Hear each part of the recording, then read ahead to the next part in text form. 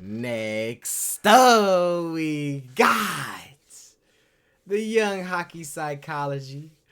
This is getting ugly. Now, we all know. As of right now, the Oilers are down 2-0. And after the last two games, honestly, I had a lot of faith in the Oilers. I wouldn't even say a lot of faith in the Oilers. I really just say I was rooting for Connor McJesus. But I don't know, bro. It's looking kind of tough. I'm not gonna lie, bro. It's looking kind of tough. No, I'm a casual. You know what I'm saying? I'm a noob. So I really can't even give a accurate opinion on what the Oilers need to do to win. But honestly, it's that man right there. That man right there. He is y'all worst enemy. Y'all will now have nightmares about Bob. All right? I don't know what y'all gonna do to stop him. I don't know. Y'all might as well start cheating, bro, honestly. And y'all seen the last series. Just get in front of the goalie, push him, and try to score like that, bro. And honestly, he still might block it somehow, some way. I'm not gonna lie. He still might block it. You know what I'm saying? So, I don't know, bro. I don't know. Anyways, though, let me know in the comments. Do y'all think the Oilers can make a comeback of the century? I think they are going home. All right, so the next game, let me know in the comments, though. When is the next game? I think it's probably like, Thursday or something like that. Yeah, so they are going home, so it can change. I don't know. I still got faith in Connor McJesus. I want him to win his first ring. So, we're going to just see, bro. Let me know in the comments what y'all think, predictions. But, hey, hit the like button, hit that sub button. The Florida Panthers are heading to Edmonton up 2-0, and all around this series is getting ugly. Teams who win Game 1 are favorites to win the finals 76% of the time, but teams who go up 2-0 in the finals have a staggering 91% chance to win the series. Seals it for Florida. The odds suggest that the Oilers are in trouble, and when you look at how the Panthers frustrated Edmonton in Game 2, it sets up a must-win for them in Game 3. Now, the ugliness in this game started right away, as it seemed like everyone wanted to take out each other's ACL. We had multiple tripping and kneeing incidents, including this one right here from Fogel on Luosterainen. Okay. So, a lot of people in my comments was talking about in Game 2 that the Sportsnet, I should stop reacting to Sportsnet, because they, leave out clips. Is this what y'all was talking about? Because I didn't even see this, bro. You know what I'm saying? Okay, and this is why I'm glad I'm reacting to Hockey Psychology. Like I said, the best hockey channel out right now. All right, y'all go subscribe. This is why I'm glad I'm reacting to this, because I wouldn't literally never known. And also too, is there any other channels that post the highlights? You know what I mean? Because that's the only highlight channel that I've seen post the highlights. So if y'all can let me know in the comments any other channels that post the highlights that have the better clips in there, so I can actually be informed, even though I'm still handicapped because I'm watching the highlights and not the full game, but still I can be a little less handicapped. All right. Multiple tripping and kneeing incidents, including this one right here from Fogel on Luosterainen. That got him a 5-minute major, and he gets the boot, but the Panthers power play would be cut short by another tripping penalty from Ekman Larsson. That would set up a 4-on-4, which benefits the Oilers and their speed. In Game 1, the Oilers dominated the Panthers in the first 40 minutes and couldn't get past Officer Bobrovsky. Florida didn't play to their capacity at all in Game 1, but the Oilers' forecheck and shot mentality was at least able to overwhelm the Panthers. In Game 1, the Panthers were able to score on their first shot on goal, and Edmonton returned the favor in Game 2. A first shot goal. Ekholm beats Bobrovsky clean 5-hole, and considering how well Bobrovsky played in Game 1, this one was a bit of a shocker, as he's rarely been beat low and clean in these playoffs. In our Game 1 breakdown, we talked about the patience that Edmonton needs to have to beat the Panthers on the forecheck, and it's this subtle play by McDavid on the wall to not panic as two Panthers close in on him. He delays just enough to allow the support to go the other way, and now Edmonton has exposed Florida's aggressiveness. In the playoffs, it's the details, and look at this subtle pick by Bouchard on Barkov to make sure that... Oh, and that's another thing, too. I heard some other people in my comments talking about I'm like glazing or I'm a bandwagon or something like that because I want McJesus to win his first ring. First of all, let's get this straight, all right? Let's get this completely straight. Number one, I am not a Oilers fan. I am not none of that. I am a Red Wings fan, okay? I am a Red Wings fan, okay? I don't care who wins this playoff. I could literally care less. The Red Wings are not in the playoffs, so I don't care. You know what I'm saying? But if I am going to root for anybody, I would want one of the best players in the league to win his first ring. You know what I'm saying? Now, Panthers fans, I understand y'all want me to root for y'all. Everybody want me to root for their team. That's obvious. You know what I'm saying?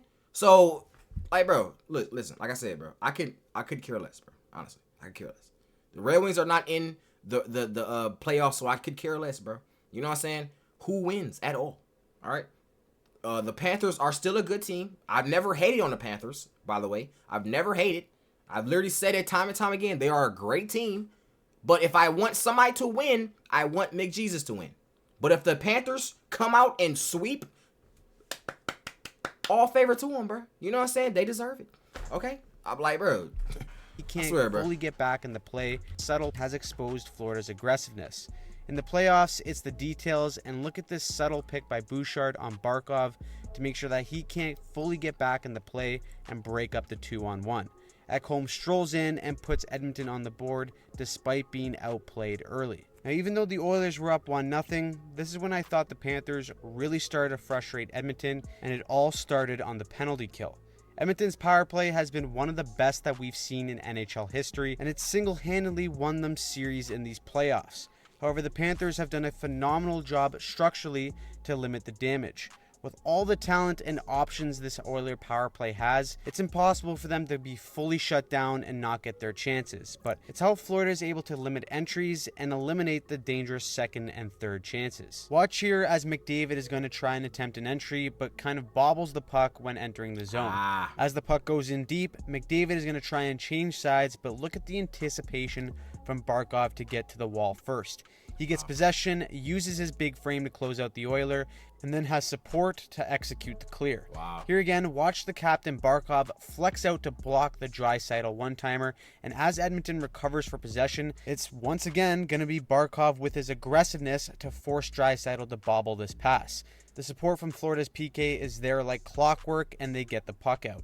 Florida just wasn't giving Edmonton's best players any time for a clean entry, and with numbers, they were able to force turnovers. Here, Edmonton actually does get a clean entry, but the pressure and anticipation from the penalty kill breaks up the dangerous cross-ice threat. Like I said, with the talent of this power play, they're without a doubt going to get their looks. Here, McDavid is going to cleanly beat Lindell up high and then get to walk down Main Street. But Ekblad steps up, Lindell stays with him with back pressure, and Florida is able to negate a dangerous chance by having the proper support on the best player in the world. Now, once Edmonton was finally able to break through the wall of the Florida kill, Officer Bobrovsky was there to add on to the frustration. In our Game 1 breakdown, we talked about how the play of Bobrovsky could potentially impact the Oilers' shot mentality and force them to look for the perfect play. There were certainly some instances in Game 2 where the Oilers passed up some good looks to try and complete a perfect pass. Combine that with a couple of posts, and the frustration grows while the aura of unbeatable Bob gets larger. All around, though, the Panthers played a fantastic game on both sides of the puck. The Panthers have now beat the Oilers off the rush a few times in this series. In Game 1, it came off a north-south style of rush which overwhelmed the Oilers with their speed and forced them to make tough split-second reads. In Game 2, the Panthers used a more east-west approach to buy time for their D to jump up in the play. Niko Mikkola went from almost hitting the Jágr spinorama on his own goalie to jumping up right in the rush and scoring the tying goal. To jump up in the play. Niko Mikkola went from almost hitting the Jágr spinorama on his own goalie to jumping up right in the rush and scoring the tying goal. By going east-west with the puck. And this is another thing, too. I even said it in the reaction video. I was like, honestly, bro, the Panthers have a better full team. Like I feel like the Panthers' whole roster, I wouldn't say whole roster, but whoever be on the ice, they're starting 5 or however many players it is, they are all well-rounded and good, bro. You know what I'm saying? Now, I don't know about the Oilers. Y'all did tell me that the Oilers do have a good, like, role players and stuff like that. But I don't know. I feel like the Panthers role players are just better. You know what I'm saying? And that's just the honest truth, bro. You know what I mean? So yeah, I mean, the Panthers enough time to attack with more numbers. It also gives a much different look to how Florida has normally created offense in these playoffs. And that alone explains the chess match between these two coaches. Just when you think that the Panthers are going to keep hammering the forecheck, they decide to hold on to the puck, go east-west, and make a play off the rush. They were able to generate some great looks with this approach, but it's still their forecheck and that direct style that makes them so hard to contain. Despite this absolute gift from the heavens that Rodriguez gets from Bouchard on the go-ahead goal, it all stems from his aggressiveness on the forecheck. The Oilers are going to get off the wall, and before Edmonton can make a play, Rodriguez is going to come bombing through as the F3 to force McLeod to make a rushed play. Florida keeps possession, and Rodriguez is rewarded with a goal. The Panthers do something similar with a north-south play that actually gets through the Oilers' perfect penalty kill. The Oilers had killed 31 straight power plays leading up to this.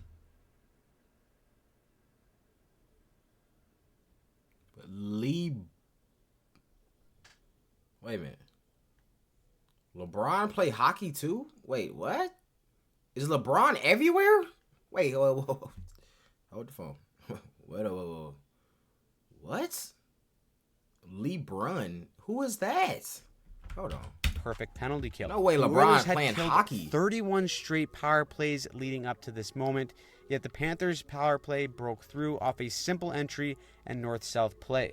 The Oilers have been so good at stopping players at the blue line here with all this support, but Lundell's speed makes a great play to just blow by Bouchard and find Rodriguez streaking in the middle. With the 2-goal lead, Florida was able to just put on the clamps against Edmonton and add to the frustration. 5-on-5, the Oilers just couldn't generate much as the Panthers' neutral zone defense forced Edmonton to play without the puck. We talked about the Panthers' 1-1-3 structure in our Game 1 video, and here it forces Edmonton to dump the puck in and get in on the forecheck. The two Panthers forwards hold the middle, which forces a bank play to the wall to Kane. As soon as the puck arrives to him, the F3 for Florida is already pressuring to force a dump in. Now, Edmonton is first on this puck, but again, it's the support and proximity of Florida's defense that just builds a wall and negates any sustained pressure for Edmonton. Thanks. You could tell here that McDavid and the Oilers were frustrated after this breakaway, as Tkachuk makes a great play to get back in time to annoy McDavid just enough for him to not get a clean chance on net. And then afterwards, Tkachuk gives him a nice cross-check to let him know what's up. I ain't gonna lie. I feel like low-key, it's like the Panthers are good at, like, hounding. They're good hounding, a hounding team. I think it's really their defense. I think their defense, and then not only their defense, but they can turn their defense into good offense. You know what I mean? I think that's what really makes the Panthers really good, bro. Now I really sit here and think about it. You know what I mean? So I think that's one of the things. That's why I say like the full team. Maybe that's what I mean by that. Like I just feel like their like as a collective team, their defense is amazing. No cap. No cap. And you already know, being able to contain McJesus. Remember, his name is McJesus. Okay? McJesus. Jesus. So if somebody call him McJesus, then he has to be Himothy. So if you can contain Himothy. That creates some chaos. Tkachuk and McDavid start going at it a bit. And Ekblad's got Bouchard fully in a headlock. Yo! My guy is literally tapping out, fighting for his life. And the frustration what the fuck? Yo, what is going on? Going at it a bit. And Ekblad's got Bouchard fully in a headlock. My guy is literally tapping out, fighting for his life. And the frustration just kept building for Edmonton as they lashed out. Draisaitl decided. I ain't gonna lie. This should be the thumbnail right here, bro. This perfectly explains what's happening right now to the Oilers. Not gonna lie. This perfectly explains it, bro. Headlock. My guy is literally tapping out. And look, and he tapping out. His life, and the frustration just kept building for Edmonton as they lashed out. Draisaitl decided to take a healthy run at Barkov. He leaves his feet, gets the elbow to the jaw, and he would only get 2 minutes for that penalty. But Florida's concern is obviously the health of Barkov. He didn't return to the game, and if he's out with an injury, it could tilt the series based on how important he is for Florida, both offensively and defensively. Even with the extra attacker for Edmonton, look at how well Florida collapses and takes away the middle of the ice.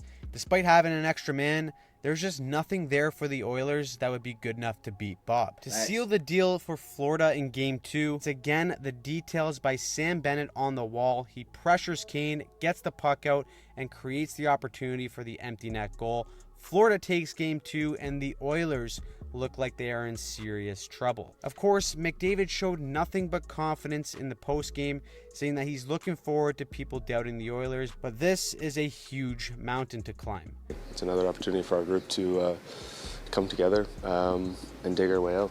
This series is getting ugly and heated fast, but if the Oilers go down 3-0, the Panthers will likely be on their way to their first Stanley Cup. So, what did you That's another thing too. I'm all for anybody winning their first anything.